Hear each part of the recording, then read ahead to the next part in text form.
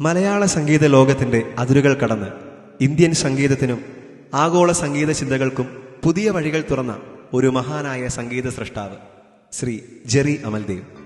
നമ്മൾ സ്നേഹത്തോടെ വിളിക്കുന്ന ജെറി മാസ്റ്റർ.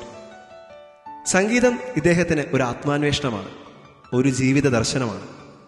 ഇന്ത്യൻ രാഗങ്ങളുടെ ആത്മാവിനെയും പാശ്ചാത്യ സംഗീതത്തിൻ്റെ ശാസ്ത്രീയതയെയും ഒരേ ഹൃദയത്തിൽ ചേർത്ത് തലമുറകളെ സ്വാധീനിച്ച ഒരു അപൂർവ സംഗീത യാത്രയാണ് ജെറി മാസ്റ്ററിൻ്റേത്.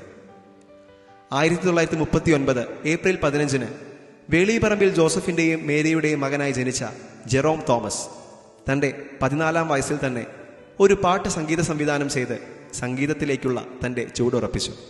തൻ്റെ 24-ാം വയസ്സിൽ ബോംബെയിലെ പ്രശസ്ത സംഗീത സംവിധായകനായ നൌഷാദിൻ്റെ കൂടെ കൂടുകയും 4 വർഷത്തോളം അദ്ദേഹത്തിൻ്റെ സിനിമാ സംഗീത സംവിധാനത്തിന് അസിസ്റ്റ് ചെയ്യുകയും ചെയ്തു.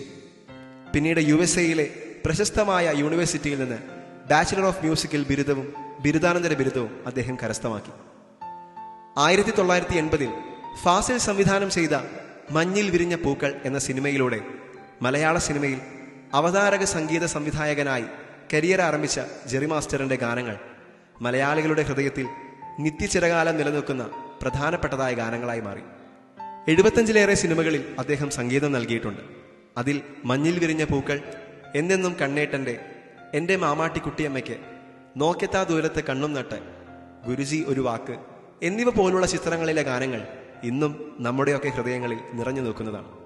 കാലം വായിക്കാത്ത ഈ അത്ഭുത സിദ്ധിയെ തേടി ഒരുപാട് അംഗീകാരങ്ങൾ എത്തിയിട്ടുണ്ട്.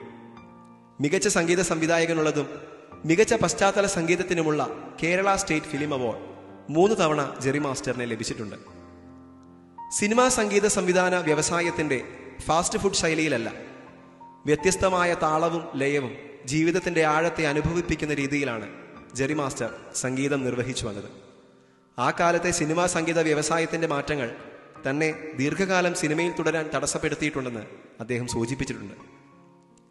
2010 July 4 Jerry master Singh India വിത്ത് ജെറി അമൽദേവ് എന്ന ഒരു സെക്യുലർ കോറൽ ഗ്രൂപ്പ് സ്ഥാപിക്കുകയും ഇന്നും ലോകത്തിൻ്റെ പല ഭാഗങ്ങളിലും കോറൽ സിംഗിങ് നടത്തുകയും ചെയ്യുന്നു. മലയാള സിനിമാ സംഗീത ലോകത്തു നിന്നും 20 വർഷത്തെ തൻ്റെ ഇടവേളയ്ക്ക് ശേഷം ആക്ഷൻ ഹീറോ ബിജു എന്ന സിനിമയ്ക്ക് വേണ്ടി പൂക്കൾ പനിനീർ പൂക്കൾ എന്ന സൂപ്പർ ഹിറ്റ് ഗാനവുമായി തൻ്റെ വരവറിയിച്ചു.